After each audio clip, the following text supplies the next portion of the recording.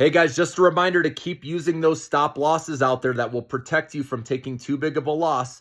So for example, I bought a Webull at $16.40 and I set my stop loss at $15.99 and it triggered, and that's going to happen, guys, right? We don't win all the time. This is not true. If anyone's telling you that, that's a bunch of BS. As we know, the best traders in the world, for example, the traders that work for Goldman Sachs, win 60% of the time. Okay, that's it. Not higher than that. Anyone that tells you more, that is not true. Maybe for periods of time, they can have more winners than losers or have a higher win percentage, but over time, that's the best of the best right there. And that is, believe it or not, where I am at, guys, because of using RSI. It works.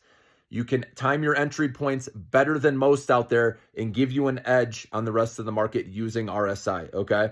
And obviously, if you're looking at the VIX with that to see what direction stocks are heading for that day and what the news is, that's going to help you even more, right? Give you more of an edge. But no one's perfect with their trading, guys. And so I want to let you know, I take losers too.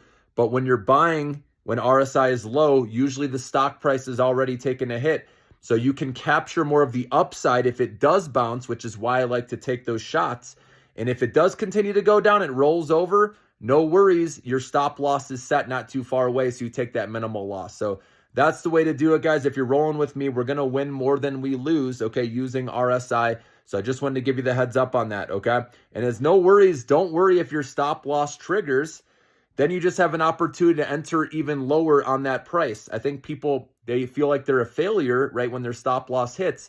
You got to get that out of your mindset. It's part of the game. It protects your downside. You can always look to re-enter at a better price and win the next time on it, okay? So remember that. Now, I did want to point out another thing that can help you guys. So notice if you put a stop loss in, right? Let's say you own 200 shares, let's just say, of OMEX. I'm just going to use an example, right? And let's say you put a stop loss in, right, with OMEX, right, for the full 200 shares. Then you obviously can't put a sell limit order in, right, for 200 shares because it won't register because you can only do one or the other, right?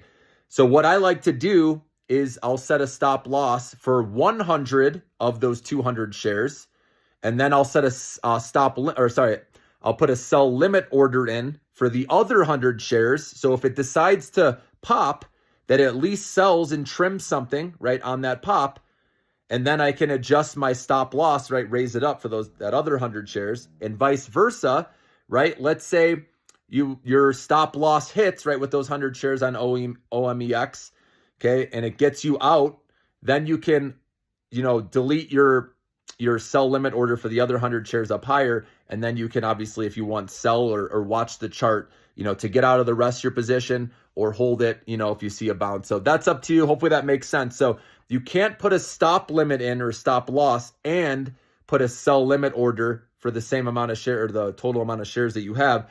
So that's why I like to do, if you have 200 shares total, you can set a stop loss for 100 shares, right, down low. And then you can put a sell limit order if it goes higher for 100 shares. So at least it trims you out of that position. So either way, you're selling some shares. And then, like I said, whichever direction it decides to go with the stock, you delete that other order and then you adjust from there.